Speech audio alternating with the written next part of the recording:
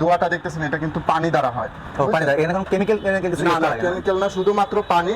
এটার ভিতরে যে মিক্সটা থাকে ওইটার মাধ্যমে এই পানিটা বাষ্পীভূত হয়। কিন্তু আপনারা অনেকেই বলেন যে ভাই এইসব নাকি ফার্নিচার ক্ষতি করে বা সমস্যা করে, কিন্তু এগুলো আসলে এই সমস্যাটা করবে না।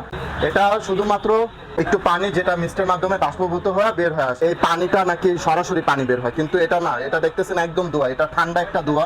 দেখেন, আপনি হাত দিয়ে দেখান দর্শককে। ঠান্ডা একটা দোয়া। ঠান্ডা একটা দোয়া। এই দেখেন আমি টিস্যুটা দিচ্ছি কিন্তু ভিজতেছে না। দেখছেন কোনো ধরনের ভিজাভিজি আছে? না, টিস্যু কোনো ভিজতেছে না। ধরনের ভিজাভিজি নেই। এটাতে আপনার বাচ্চাদেরও কোনো সমস্যা নেই, আপনার ফার্নিচারও কোনো সমস্যা হবে না।